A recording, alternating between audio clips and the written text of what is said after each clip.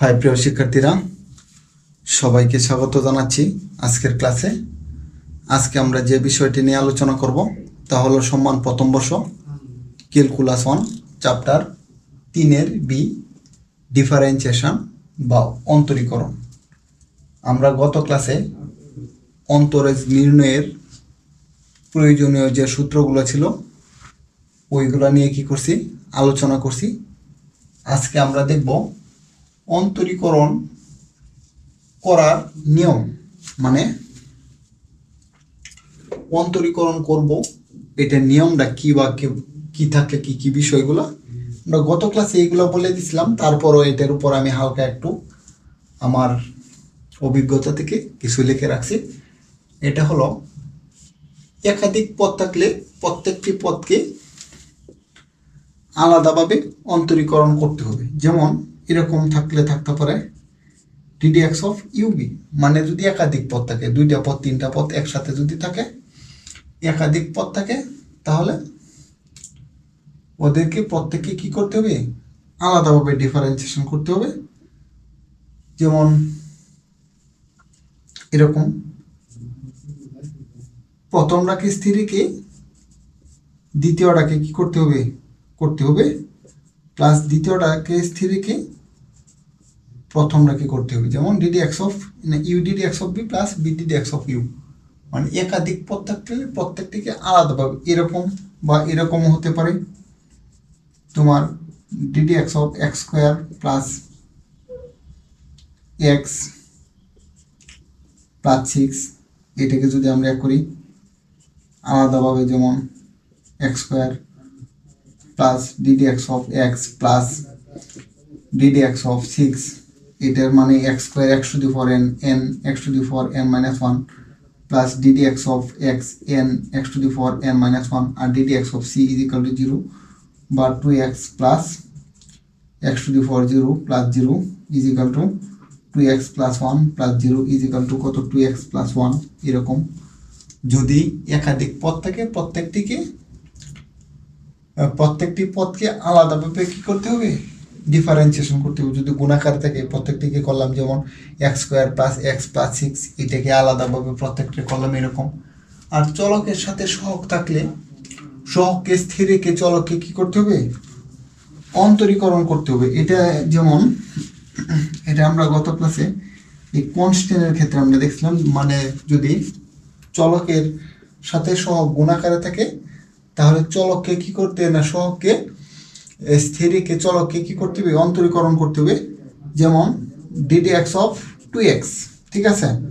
যেমন চলকের সাথে সহগ কত আছে, 2 আছে, যেহেতু 2 আছে তাই আমরা কি করব, 2কে স্থির রাখবো আর চলককে কি করব, ডিফারেন্সিয়েশন করব, ঠিক আছে। 2 আর x কে যদি করি n, x এর পাওয়ার 1 n x two the 4 n minus 1 is equal to 2, x to the 4 0 is equal to 2 আর x to the 4 0 এর মান কত, 1 is equal to 2, এরকম বিষয়টা।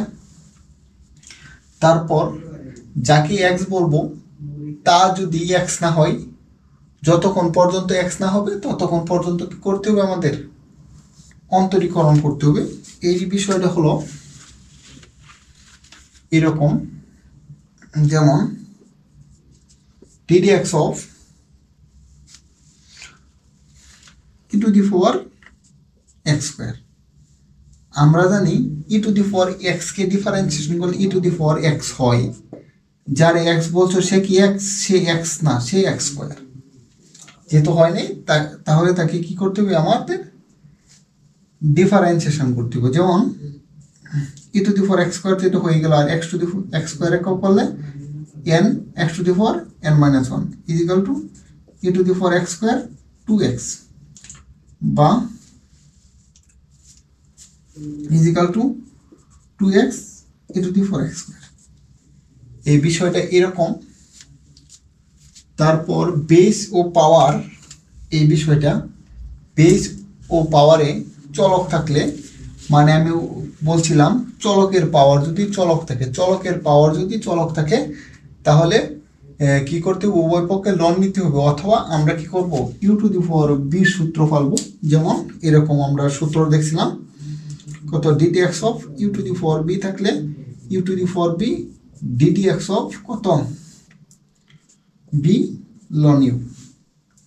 ঠিক আছে, মানে চলকের পাওয়ার যদি চলক থাকে, যে বেস ও পাওয়ারে চলক থাকলে মানে চলকের পাওয়ার, তুমি এটাকে আরো যদি ডিটেলসে ভালো করে বুঝতে চাও তাহলে ডিডি এক্স অফ কত x to the four x is equal to চলকের পাওয়ার চলক যদি থাকে u to the four v থাকলে u to the four v DD x of v ln u. আর এখানে যেহেতু ইউবি চলক দুইটা গুণাকার আছে তাহলে এখানে ইউবি সূত্র পড়বে, আর এখানে x to the four x তো এখানে ডিডি এক্স এর বাইরেই চলে আসলো, আর এনে টেনশন নেই। আমরা এখানে ইয়ে করবো ইউ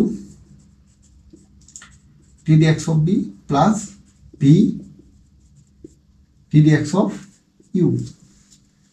ঠিক আছে, তাহলে is equal to x to the four X second bracket X loan X এর করলে one by x plus loan X X এর করলে ওয়ান, থার্ড ব্র্যাকেট দেও তাহলে X to the four X এই এক্স এক্স কেটে দেয় ওয়ান প্লাস লন এক্স, এটি উত্তর। ঠিক আছে, আর গত ক্লাসে মনে আমি এই উদাহরণটাই ব্যবহার করছিলাম, তাহলে আমরা আর একটি উদাহরণ দেখি। যদি বেস এবং পাওয়ারে চলক থাকে, যেমন এটা এরকম হতে পারে, এইখানে লিখি d d x of x to the power sine x, যদি u to the four v থাকে u to the four v, তারপর d d x of v ln u is equal to x to the four sine x, এখানে তোমার কত u v পড়বে। ঠিক আছে, u DD x of B plus v d d x of u is equal to x to the four sine x loan x কে করলে one by x plus loan x sine x কে করলে cos x, এটাই উত্তর। আর এটাকে যদি তুমি আর কি করা যাবে, এটাই আমাদের কাঙ্ক্ষিত উত্তর। ঠিক আছে, তারপর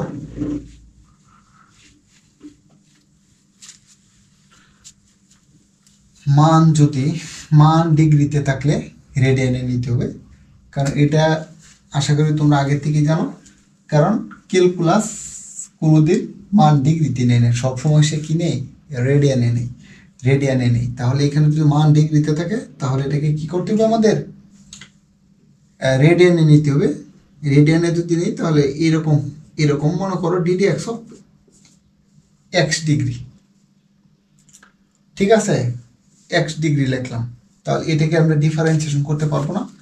আমরা যদি ডিগ্রিকে যদি রেডিয়ানের নিতে চাই তাহলে 1 ডিগ্রি সমান সমান 1 পাই বাই 180, 2 ডিগ্রি সমান সমান 2 পাই বাই 180, 3 ডিগ্রি সমান সমান 3 পাই বাই 180।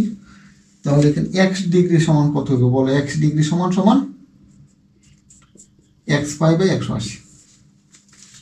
তাহলে এটাকে ডিগ্রি থেকে আমরা কি করবো, এটাকে রেডিয়ানে নিয়ে নিব। রেডিয়ানে যদি নিই ডিডি এক্স অফ, তাহলে x ডিগ্রি সমান সমান কত x পাই বাই 180। ঠিক আছে, বিষয়টা যদি 180 হয় তাহলে এটা তুমি করবা pi by 180 constant DD x of মাত্র এই যে এক্সে হয়েছে, ডিগ্রি থেকে সে রেডিয়ানে আসছে। তাহলে এখন পাই বাই 180 তো তোমার কনস্ট্যান্ট আগে রাখলাম, আর এক্সের সাথে করল 1 is equal to pi by 180। এটি হলো এটার উত্তর। আর মোটামুটি এইসব নিয়ম ফলো করে কি করব, আমরা ডিফারেন্সিয়েশন কোনো ফাংশনের নির্ণয় করব। আশা করি তোমরা সবাই বুঝতে পেরেছ। সবাইকে ধন্যবাদ এতক্ষণ আমার সঙ্গে থাকার জন্য।